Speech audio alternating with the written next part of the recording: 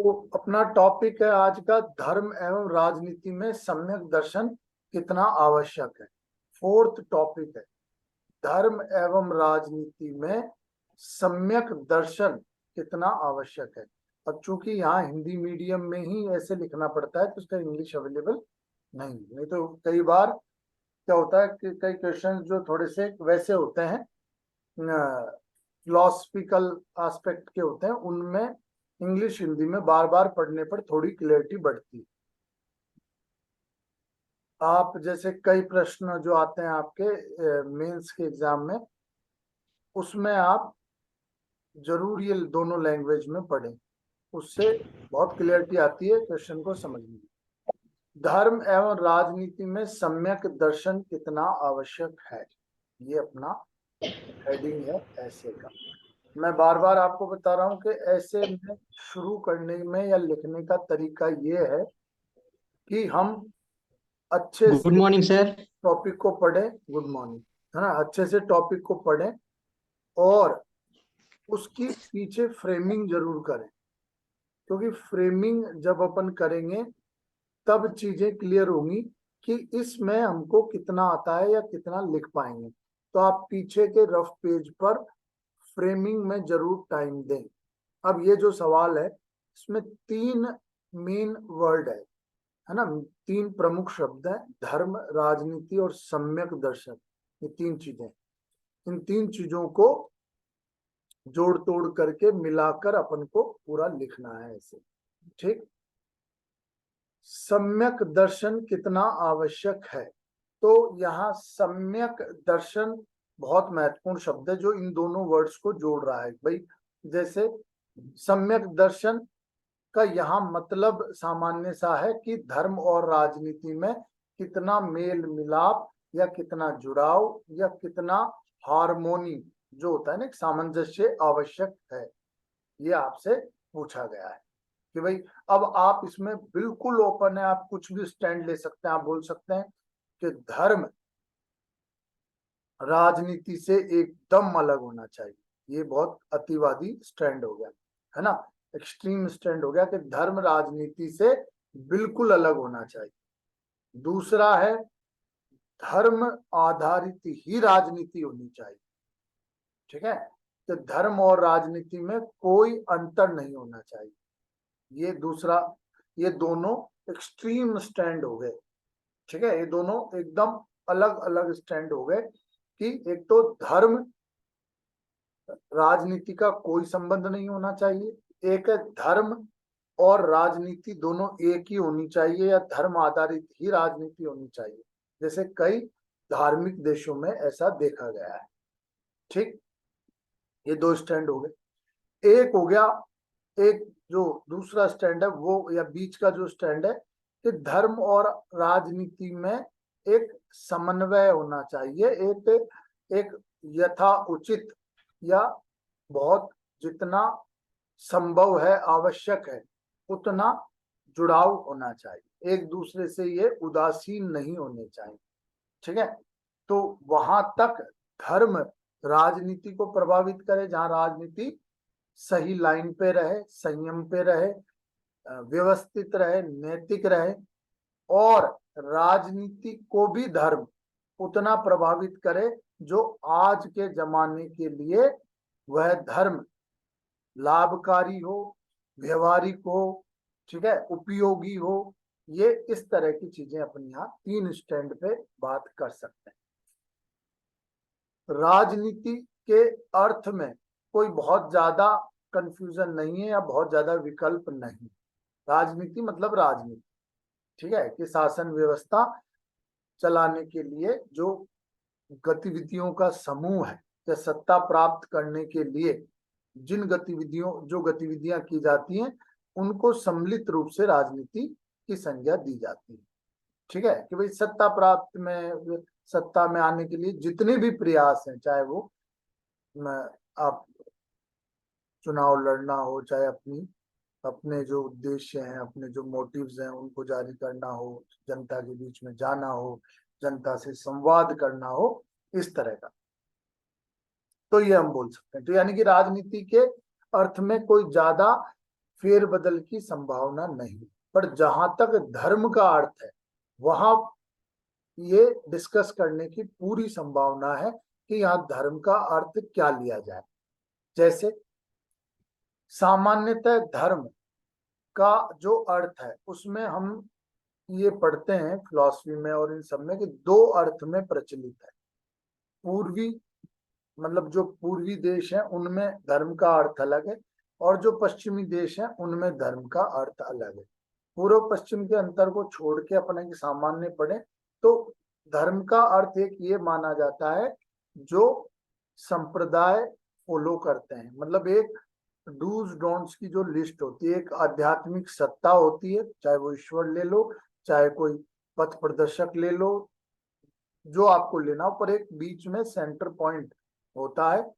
एक आध्यात्मिक सत्ता होती है, चाहे वो निर्वाण ले लो, मोक्ष ले लो आप, है ना, ईश्वर तो है ही। तो सामान्य शब्दों में अगर अपन कहें तो ईश्वर केंद्रित जो अवधारणा है वो धर्म की अवधारणा है। मोटे मोटे अर्थ में अपन बोले जैसे हिंदू, ईसाई, इस्लाम, है ना, ये सब। ठीक, इसमें प्रॉपर प्रोसीजर होता है, इसके प्रतीक चिन्ह होते हैं। ठीक है, तो इसके प्रतीक चिन्ह होते हैं, प्रॉपर इसमें प्रोसीजर होता है कि भाई ये प्रोसीजर आपको फॉलो करने।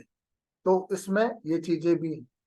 ठीक, इसमें धार्मिक ग्रंथ होते हैं, इसमें अनुयायी होते हैं, अनुयायियों की कुछ समस्याएं होती हैं, वह धर्म उन समस्याओं को रिजॉल्व करने के लिए कार्य करता है।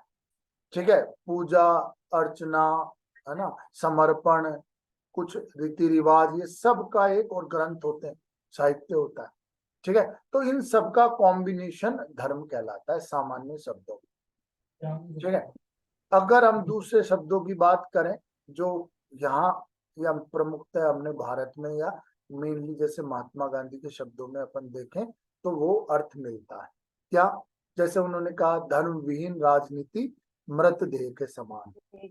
तो उसमें उन्होंने कहा धर्म का क्या मतलब है, जो नैतिक मूल्य है, जो नैतिक मूल्य है। जैसे जो भी नैतिक मूल्य है, बड़ों का सम्मान, दया, करुणा, है ना, परार्थ, है ना, लोगों जन कल्याण के लिए सदैव समर्पित, ये सब ये नैतिक मूल्य है, तो इनको भी धर्म का है। ठीक है, तो उस धर्म से विमुक्ता तो बहुत मुश्किल है, या उस धर्म से विमुक्ता तो स्वीकार्य ही नहीं। तो एक तरह से उस अर्थ में धर्म कैसा हो गया, उस अर्थ में धर्म हो गया नैतिक मूल्यों का समुच्चय, नैतिक मूल्यों का समुच्चय।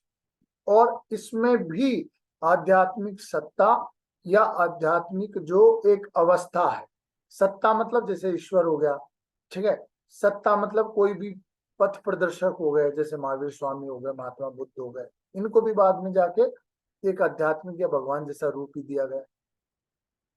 अवस्था होगी, अवस्था जैसे मोक्ष, निर्वाण, ठीक है, पूरे जन्म चक्र से विमुक्ति, तो ये अवस्था भी एक है कि कोई जरूरी नहीं है कि ईश्वर हो केंद्र में, लेकिन अवस्था हो सकती है। अवस्था मतलब अगर आप इस तरह के नियमों का पालन करेंगे, आप इस तरह की चीजों को फॉलो करेंगे तो आप उस अवस्था पर पहुंचे, तो ये भी धर्म का अर्थ हो गया। तो यानी कि धर्म और राजनीति, इन दोनों का अर्थ पहले हमको इसमें समझना है, इस निबंध में। ठीक है, निबंध क्या है, धर्म और राजनीति में सम्यक दर्शन कितना आवश्यक है या क्या आवश्यक। ठीक, तो ये हमको पहले अर्थ इनको बता देना है। अब हमने धर्म बता दिया, अर्थ बता दिया, ये राजनीति बता दी, फिर हम आ जाएंगे इस ऐसे कि भाई ये ऐसे क्या कहता है। अब धर्म एवं राजनीति में सम्यक दर्शन कितना आवश्यक है, और यहाँ सम्यक दर्शन से हमने बार बार बोला कि इन दोनों में किस तरह का संबंध होना, या इसने तो ये पूछा कि इन दोनों में कितना जुड़ाव होना चाहिए, कितना जुड़ाव होना चाहिए, सम्यक दर्शन कितना आवश्यक है। यहां तक कोई भी समस्या जल्दी बताओ। बहुत जल्दी बताएं, ज्यादा समय नहीं है। कोई भी समस्या किसी तरह की समझने में, और आप है ना पार्टिसिपेट करें। यहाँ कोई ऐसा नहीं है कि मतलब मैं मेरे विचार यहाँ थोपने आया हूँ, बिल्कुल नहीं। ये एक इस तरह का जी है सर। कि म्यूचुअली डिस्कस करके, अनुशासन बनाए रखते हुए म्यूचुअली डिस्कस करके और एक समझ विकसित करना इसका उद्देश्य है। जी। सर ये सम्यक दर्शन सर ये महावीर की फिलॉसफी वाला है या? नहीं, राइट फिलोसफी मतलब राइट होता है समय। मतलब सम्यक दर्शन उससे क्या है, ऐसा ना? हाँ, उचित। हाँ, तो आप ये सोच रहे हो कि वो जो सम्यक वर्ड आता है वहां पर, है ना? मतलब सम्यक दर्शन का मतलब है कि भाई इन दोनों में कितना जुड़ाव, कितना हार्मोनी, बहुत आराम से, है ना? मतलब इस तरह का अपन जोड़े। देखो, प्लेटो का दार्शनिक राजा भी ऐड कर सकते हैं। अब चलो आप ये बताओ कि प्लेटो का दार्शनिक राजा आपको क्यों याद आया यहाँ पर? भाई प्लेटो का राजनीति। दार्शनिक, जैसे राधा कृष्णन जी जब राष्ट्रपति बने थे तब ये बोला गया था। भाई प्लेटो ने क्या कहा कि एक विद्वान राजा होना चाहिए, एक दार्शनिक राजा या विद्वान राजा की अवधारणा उन्होंने दी। तो यहाँ क्यों, मतलब व्यक्ति या राजा कैसे आ गया, ये बताओ आप। विवेक सर, उसमें सदगुण होंगे। सद्गुण होंगे, या फिर आपने धर्म और राजनीति, तो राजनीति को राजा के रूप में प्रतीक माना आपने, और धर्म मतलब दर्शन या ज्ञान या नैतिकता या नॉलेज को आपने माना, ऐसा मान रहे हो आप?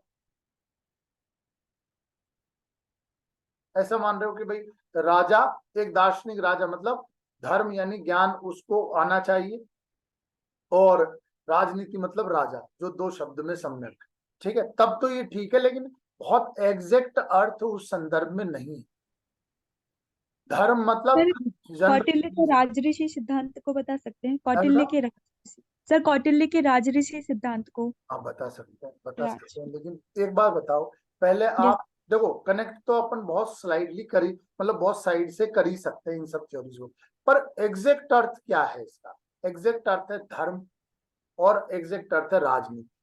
जैसे आज अपन देखें, कई धार्मिक देश है ना, जैसे फॉर एग्जाम्पल इस्लामिक और कुछ क्रिश्चियन कंट्रीज है कि नहीं है? जैसे Vatican city pure religious state है कि नहीं है? हाँ यस सर। सर। है ना? पोप की। तो वो यस। धर्म और वो राजनीति, मतलब वो धर्म और वो राजनीति, पहले आप उसका अर्थ तो समझें, फिर अपन ब्रॉडर वे में जब एग्जाम्पल दें। मैंने क्या बोला? तीन अपन ने ऑप्शन माने। पहला ऑप्शन क्या माना? धर्म और राजनीति का लिंक नहीं होना चाहिए। माना नहीं माना? Yes sir. है ना? इसमें, सर और जो आज कंटेम्प्रेरी डेमोक्रेसी है, जो वर्तमान की लोकतंत्र है, उसमें इस चीज को फॉलो किया जाता है नहीं किया जाता है? जैसे आप किया जाता है। वेस्टर्न डेमोक्रेसीज देख लें, आप पश्चिमी लोकतंत्र देख लें, तो उसमें यही है कि भैया कोई धर्म बढ़ रहा है, कोई धर्म घट रहा है, तो वो उस धर्म की क्वालिटी और लोगों की एक्सेप्टेबिलिटी पर डिपेंड करता है। पश्चिमी देश उसमें कोई हस्तक्षेप नहीं करता है। अगर कोई धर्म नीचे गिरता गिरता एकदम खत्म हो गया, तो भैया ये धर्म का सर्वाइवल ऑफ द फिटेस्ट वाला कॉन्सेप्ट है। अपने यहाँ ऐसा नहीं है, सर्वधर्म संभाव है, मतलब अपन थोड़े से डेविएट वहां से हुए हैं। तभी कई बार प्रश्न बनते हैं ऐसे कि वास्तव में क्या अपन सेकुलर कंट्री हैं? वास्तव में क्या अपन धर्मनिरपेक्ष देश हैं? क्यों? जैसे अपने यहाँ जियो पारसी स्कीम, ठीक है, जिसमें भाई पारसी की संख्या घटती जा रही थी, तो अपन ने उनकी संख्या बढ़ाने के लिए एक स्कीम चलाई, जहां अपन एक तरफ जनसंख्या कंट्रोल और उन सबका इतना बल दे रहे हैं, वहीं अपने पारसियों की जनसंख्या बढ़ाने के लिए प्रोत्साहन अपन कर रहे हैं। क्यों? क्योंकि उनका अस्तित्व बना रहे, उन संप्रदाय, उन समुदाय, उन धर्म का अस्तित्व बना रहे। हम कई तीर्थ यात्राओं और इन सब पर हम सब्सिडीज वगैरह देते हैं, तो वो भी उसके अगेंस्ट में जो पहला कॉन्सेप्ट है। जो पहला कॉन्सेप्ट कौन सा, जल्दी बताओ? जो धर्म तो और राजनीति एकदम राजनीति कटे हुए, बिल्कुल अलग है। बिल्कुल अलग। तो उससे उससे डेविएशन है हमारा। तो हम फाइनल लेंगे थर्ड स्टैंड ना, जो हमारे देश से संबंधित है। हम पहला स्टैंड लेंगे कि दोनों अलग हैं। दूसरा स्टैंड लेंगे इस्लामिक कंट्रीज का, शरीयत लो, तालिबान, है ना, और जो भी अरेबियन कंट्रीज आप एग्जांपल, या वेटिकन सिटी आप एग्जांपल देना चाहो, तो उसमें क्या है? अब जैसे देखो, इस अब अपन पहला एग्जांपल देखें कि दोनों जुड़े हुए हैं, दोनों अलग हैं, तो उसमें क्या है कि उसमें यार मतलब एक इस तरह का है कि मतलब एक माहौल नहीं रहता है। माहौल नहीं रहता है मतलब कि जैसे एक अपना समाज अपनी संस्कृति हैपनिंग संस्कृति है ना। त्योहार आते हैं, उत्सव आते हैं, सब तरह के सब धर्मों के त्योहार मनाते हैं, ठीक है। और स्टेट भी उसमें इन्वॉल्व रहता है। स्टेट इन्वॉल्व कैसे रहता है कि भाई हॉलीडेज दिए जाते हैं, ठीक है, यात्राएं करवाई जाती है, उसमें सब्सिडीज दी जाती हैं, तो स्टेट इन्वॉल्व रहता है, ठीक। तो वो एक चीज है। तो वहां क्या है, उदासीनता है, एकदम आइसोलेशन है धर्म से। और धर्म निजी विषय तो है ना भाई, हमारा निजी सब्जेक्ट, मतलब पर्सनल सब्जेक्ट, या वैसा तो हमने, हमारे संविधान नहीं दिया है कि भाई ये आपकी इंडिविजुअल चॉइस है, आप किस धर्म को मानते हैं या किस धर्म में आप रहते हैं।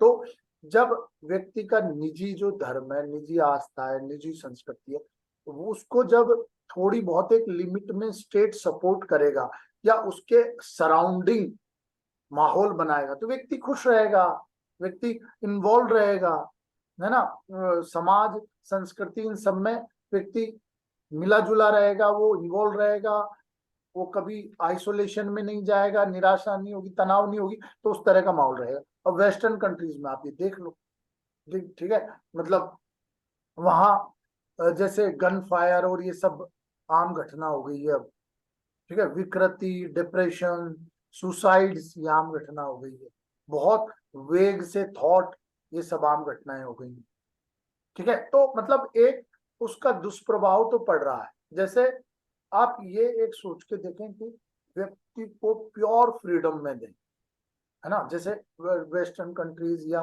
जो ह्यूमन राइट्स हैं ये सब, तो उस तरफ ये अग्रसर है, या उनका इंटेंशन वो है कि व्यक्ति को पूरी फ्रीडम दें, फुल फ्रीडम, कोई उस पर बाहरी दबाव ना हो, है ना। उसके दुष्प्रभाव क्या पड़ रहे हैं, उसके दुष्प्रभाव कई विकृतियों में पड़ रहे हैं। जैसे व्यक्ति खुद, है ना, मतलब आइसोलेशन में चला जा रहा है, कुछ इस तरह की जीवन पद्धति अपना ले रहा है जिससे उसका हेल्दी लाइफ नहीं है, ठीक है।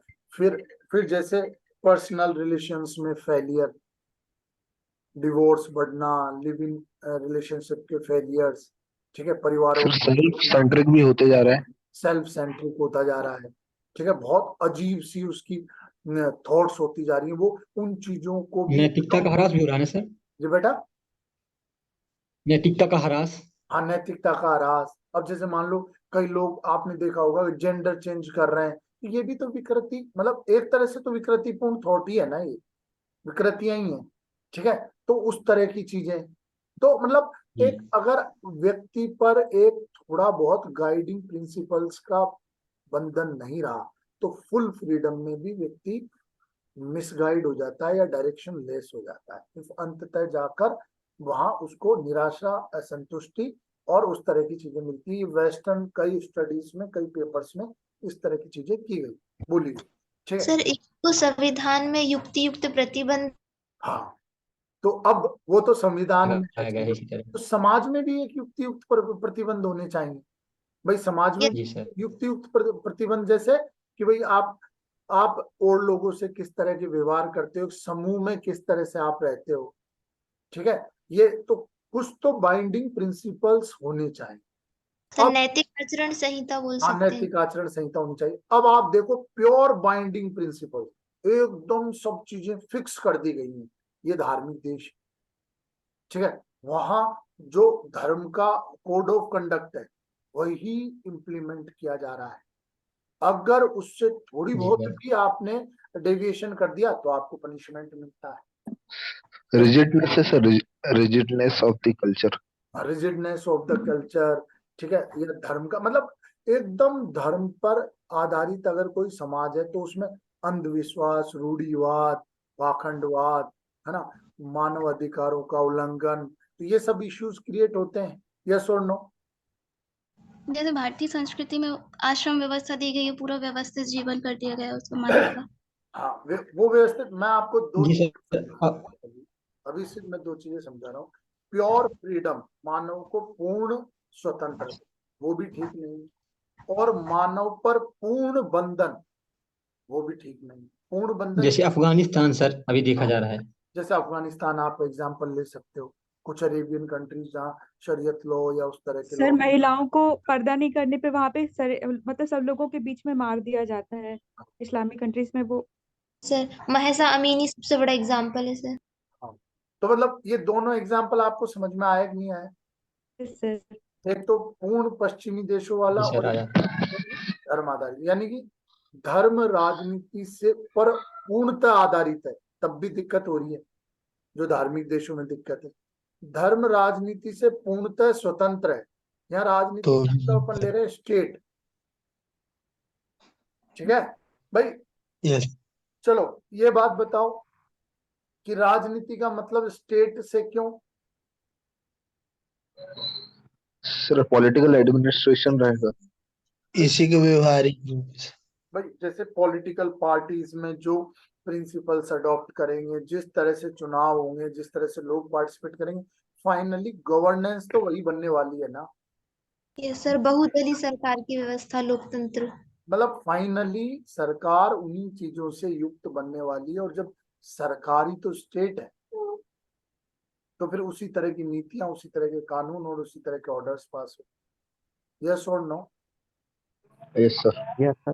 तो अपन यस स्टेट सर। को ले रहे हैं, राजनीति और धर्म ले रहे हैं, ठीक है। तो इन दोनों में अपन ने दो पार्ट बता दिए, एक पूर्णतः स्वतंत्रता और एक पूर्णतः बंधन या पूर्णतः निर्भरता। अब अपन तीसरे पार्ट पे आएंगे, और जो तीसरा पार्ट है कि मतलब युक्ति युक्त जुड़ाव या समुचित बोले जुड़ाव, या जो सम्यक दोनों को जुड़ाव, समन्वय सर। हाँ समन्वय, सम्यक है ना, उस तरह का जुड़ाव। फिर अपन यहाँ जी सर। आर्ग्यूमेंट्स देंगे, जैसे अपना एग्जाम्पल लेंगे अपने देश का, जिस तरह से हमने सेकुलर को डिफाइन किया है, पंथनिरपेक्षता को डिफाइन किया है, एग्जीक्यूट कर रहे हैं जिस तरह से हम आर्टिकल 25 से 30 तक हम व्याख्या करेंगे, ठीक है। फिर हम महात्मा गांधी के विचारों को बात करेंगे कि भाई धर्महीन राजनीति मृतदेह के समान, कि भाई जिस राजनीति में नैतिक मूल्य नहीं होंगे वो राजनीति एक मृतदेह के समान है। उस राजनीति में कोई नैतिकता नहीं होगी, उस राजनीति में कोई जन कल्याण की भावना नहीं होगी, उस राजनीति में कोई परार्थ की भावना नहीं होगी। यस और no? Yes sir. Yes sir. इन इस तरह से ये ऐसे आगे बढ़ेगा। क्या मोटा मोटा आपको समझ में आया? Got it. अब रही बात इंट्रोडक्शन। हाँ बताओ बेटा। Yes sir. सर जो महात्मा गांधी ने यंग इंडिया में अपने 7 सिद्धांत प्रस्तुत किए थे, उसमें से पहला सिद्धांत है सिद्धांत के बिना राजनीति। तो सर ये भी। ये बिल्कुल बिल्कुल ये एकदम सुटेबल है, एकदम सुटेबल है जी सर। है ना? और कोई? तो ये तीन चीजें समझ में आई। हाँ सर, लेकिन हाँ। जैसे धर्म के रहते, जैसे इंडिया एक सेक्युलर कंट्री है, तो हम्म, वहाँ धर्म के आधार पर हर किसी ने अपने अपने नियम बनाए हैं। तो सर फिर जैसे यूजीसी जैसे कॉन्सेप्ट आते हैं, तो सर वो भी तो फिर इम्प्लीमेंट नहीं हो पाते। तो धर्म है क्योंकि हमारी पॉलिटिक्स में, और एक यही एक कारण है कि यूजीसी नहीं आ रहा है, जिसके कारण बहुत सारी महिलाओं को और बहुत सारे वर्ग वंचित हैं सर। एक जो हम इक्वालिटी की बात कर रहे हैं वो नहीं मिल पाता। तो सर उसको इसमें एक्सप्लेन करेंगे? बहुत बढ़िया, वेरी गुड। इस पॉइंट को बिल्कुल करेंगे कि भाई जैसे अब देखो, there should be a fine balance between politics and religion. मतलब राजनीति और धर्म में बहुत फाइन बैलेंस होना चाहिए, बहुत संतुलन, महीन संतुलन साधना चाहिए। अब जैसे क्या हो गया, अपने यहाँ ही मान लो सरकारें चली, तो किसी सरकार पर ब्लेम किया जा रहा है कि वो तुष्टिकरण की नीति अपना रहा है, किसी सरकार पर ब्लेम किया जा रहा है कि वो कुछ चीजें इम्पोज की जा रही है। अब जहाँ तुष्टिकरण की नीति है, तो मान लो आज तक यूसीसी नहीं आया, तो उसमें यही तो बोला जाता है क्या सभी धर्मों को साधने की बात है, ठीक है, कि भाई कुछ धर्मों ने कहा यार ये यूसीसी लागू हो गया तो फिर हमारा क्या, हमारे ये जो विशेष प्रोविजन है उनका क्या जो धर्म में आए। तो फिर आप वैसी बात करोगे कि भाई यूसीसी इसमें, यूसीसी भी इसीलिए नहीं आ रहा। भाई तीसरे टॉपिक में अपन ये बात करेंगे कि ये सम्यक दर्शन होना चाहिए, लेकिन बहुत सही संतुलन इसमें हमको साधने की आवश्यकता है। जैसे आपने यूसीसी वाली बात कही, बहुत अच्छा टॉपिक है। अब इसका सॉल्यूशन क्या? सॉल्यूशन सुप्रीम कोर्ट ने, माननीय सुप्रीम कोर्ट ने दिया, essential practices of A religion, मतलब किसी भी धर्म की अनिवार्य या आवश्यक पद्धतियां। जैसे मान लो ट्रिपल तलाक को उन्होंने अमान्य घोषित किया, तो उसमें यही बोला कि इस धर्म का अस्तित्व इस विशेष पद्धति या रीति रिवाज पर निर्भर नहीं करता है। तो इसलिए ये रीति रिवाज या ये पद्धति इस धर्म से हटाई जा सकती है। तो इसी तरह की जो पॉजिटिव चीजें हैं मिला के, और हम बेटा ये माइक बंद कर लो, है ना, उनको मिला के हम ये कर सकते हैं, ये बोल सकते हैं कि भाई इसेंशियल प्रैक्टिसेस ऑफ रिलीजन या किसी भी धर्म के अनिवार्य शर्तों का एक समूह बैठ के, एक विद्वान लोग या उस तरह के लोग बैठ के, और उसको नोट डाउन किया जा सकता है, उसको कोडिफाई किया जा सकता है, और फिर जो भी ह्यूमन राइट्स के अगेंस्ट में प्रैक्टिसेस है, क्योंकि देखो किसी भी रिलीजन को, किसी भी धर्म को अगर अस्तित्व में रहना है, अगर उसे प्रचलन में रहना है, तो मानव अधिकार या मानव के लिए जो आवश्यक तत्व हैं उनसे हार्मोनी बनानी पड़ेगी, उससे समन्वय स्थापित करना पड़ेगा। यस और no? Sir caste based political system और रिलीजन बेस्ड पॉलिटिकल सिस्टम में इसको ओवरकम कैसे करेंगे? नहीं, जैसे अब देखो कास्ट बेस्ड रिलीजन सिस्टम एक हटाओ, यहाँ उसका कोई ज्यादा महत्व नहीं। हाँ, रिलीजन बेस्ड पॉलिटिकल सिस्टम तो ओवरकम उसमें करेंगे ना भाई, कि जैसे यूसीसी लागू हो गया, तो एक यूसीसी ने एक कोडिफिकेशन दे दिया कि सभी जो पर्सनल या जो निजी जीवन में जो सिद्धांत है या जो पद्धतियां हैं, जैसे विवाह, है ना, नातेदारी या जो भी उसके उत्तराधिकार के नियम, ये सब इस नियम से लागू होंगे। ये यहाँ पर तो वो नियम कैसे हैं भाई, मानव अधिकारों के अनुकूल है वो करते हैं। अब रिलीजन की जब बात लोगों को समझ में आएगी, धर्म की बात समझ में आएगी, धर्म जैसे आज क्या धर्म ये कहता है कि भाई सेकुलर कंट्री में या भारत में कि किसी धर्म को मानने वाला व्यक्ति किसी दूसरे धर्म की अच्छी चीज को ना माने। फॉर एग्जाम्पल मान लो योगा, फॉर एग्जाम्पल, है ना, वैसे तो योग किसी धर्म से रिलेटेड नहीं, लेकिन पहले ये धारणाएं थी कि भाई योग का किसी विशेष धर्म से संबंध है। पर ये जब देखा गया कि ये तो मानव के जीवन, मानव के शरीर, मानव की पद्धतियां हैं जो मानव के शरीर को सूटेबल है करता है, सूट करता है, जो उसे स्वस्थ रहने में सहायक है, उन सब का एक समुच्चय है उन गतिविधियों का, तो उससे धर्म से डिटेच कर दिया गया।